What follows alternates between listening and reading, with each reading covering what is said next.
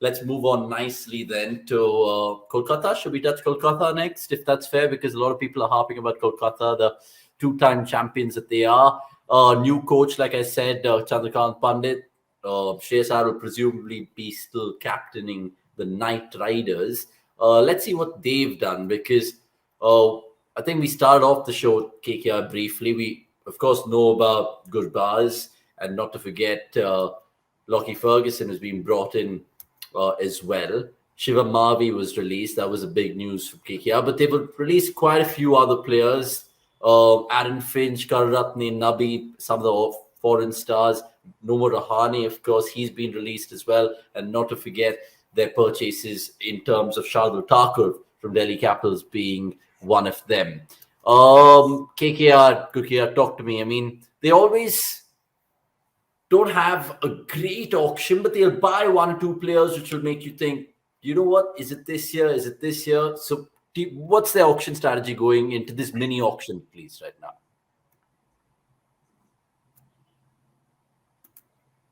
You're on mute.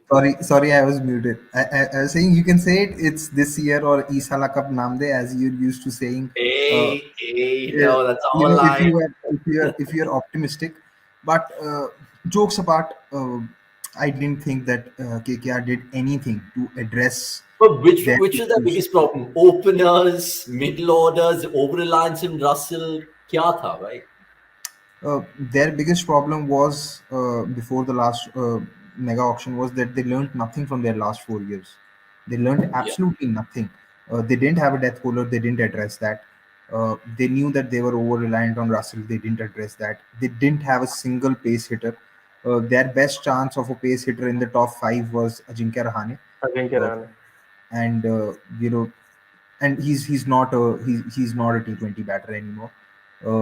Then there was a sameness to their pace bowling attack. They went back and bought the same players. They bought Pat Cummins again. They bought Tim Southee again. So yeah, and there was no attempt to fix all the issues that they had. They didn't buy an Indian keeper. They didn't have one in the season once. And buying an Indian keeper is important because, as Delhi found out in the IPL 2020, if you don't have a backup Indian keeper, let alone a single Indian keeper, you will have to play an overseas keeper, which will disturb your balance. Delhi had to drop Hitmaier as well once Pant got injured, and play Alex Carey, who was batting out of position. So they never knew who their keeper was.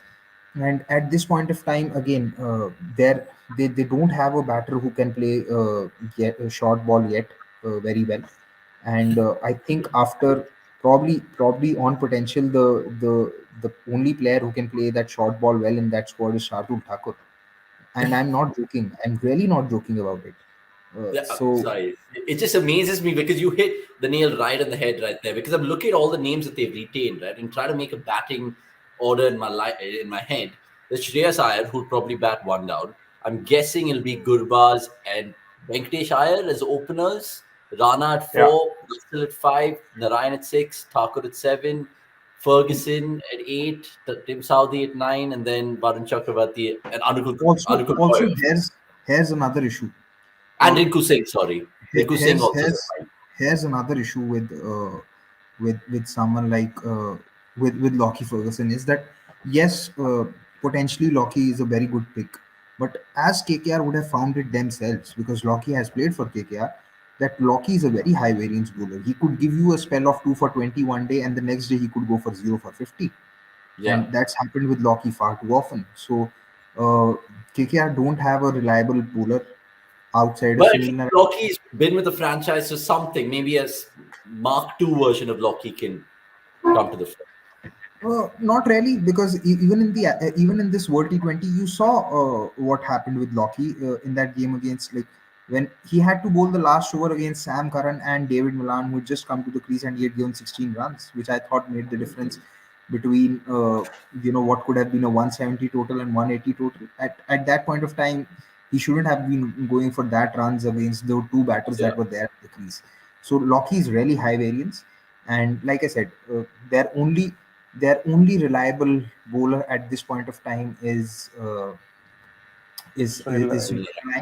Shardul Thakur again is not a 4 overs bowler. Uh, it can be rel, and they are also playing at Eden, small boundaries, and Eden is a pitch where I think even and again I think even 90 of last 5 overs is not beyond the realms of possibility. It's just a crazy six hitting ground. Yeah. Yeah. Outfield is crazy quick, and the ball just flies off. So, uh, yeah, I mean, I wouldn't really I if I'm a no, KKR I supporter. resonate your thoughts. I resonate your thoughts Yeah. completely. Let's just ask Som right now about why they bought Shardul Thakur and Lockie Ferguson then, because that's something even Rohan Patel is asking. Patel, sorry, is asking us in the comments below. What I are they thinking? mean, see, Gurbaz made sense because they needed a keeper and they needed an opener. So he's both. Plus, he plays pace better than what they already have in their squad. So that is one issue sorted to an extent. About Shardul and Loki, Shardul, I mean, they wanted someone as a replacement for Cummins who can bat and is a decent bowler in this format. But then again, a lot of things doesn't make sense to me. Honestly, I mean, Lockie Ferguson, like Gurkirat has already said, I mean, Lockie Ferguson, apart from him bowling high pace at times and just getting away with that pace wala award, I mean, Lockie Ferguson is another version of Mohammad Shami, if I can say, blow hot, blow cold. And look at the KKR bowling lineup, there isn't even a single bowler who would opposition would want to would really be struggling to plan against. So again, in Eden with that bowling lineup, uh, pretty difficult. Yeah, it is. In fact, one of the fans going on to agree with you, Som Sal Siddiqui. So true from Somesh. KKR had already bottled it last auction, so they could really bottle it so much. They've done well.